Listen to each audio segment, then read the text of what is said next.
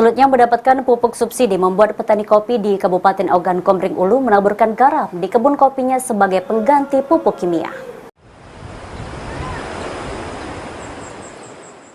Sejumlah petani kopi di wilayah Kecamatan Ulu Ogan Komering Ulu mengeluhkan sulitnya mendapatkan pupuk bersubsidi sejak lebih 1 tahun belakangan. Kondisi ini membuat petani harus ada solusi dari pemerintah sehingga dalam waktu dekat ini pupuk kimia bisa mudah untuk didapat. Nopriadi, salah satu petani kopi, menjelaskan pupuk ini sangat dibutuhkan. Paling tidak untuk 1 hektar lahan lebih kurang dibutuhkan sebanyak 1 ton pupuk.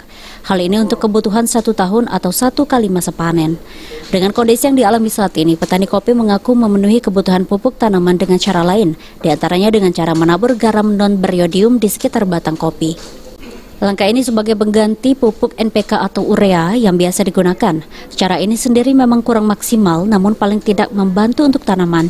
Dapatkan pupuk, karena sementara ini untuk pupuk untuk kalangan pekebun kopi itu sangat susah.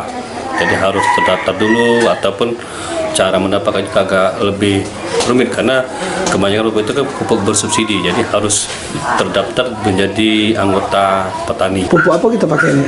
Kebanyakan pupuk urea dan pupuk NPK seperti itu. Nah, sementara yang jadi kendala kan pupuk sekarang. Ya. Untuk memenuhi kebutuhan pupuk gimana gitu? Ya, para penduduk atau petani itu mengganti dengan garam. Garam? Ya, garam yang bukan yang kiloan bukan yang Untuk hasil panen kopi ini, kata Nopri, tergantung cuaca.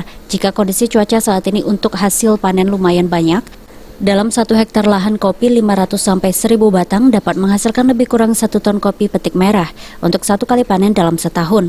Untuk harga kopi juga cukup stabil di harga Rp25.000 per kilonya.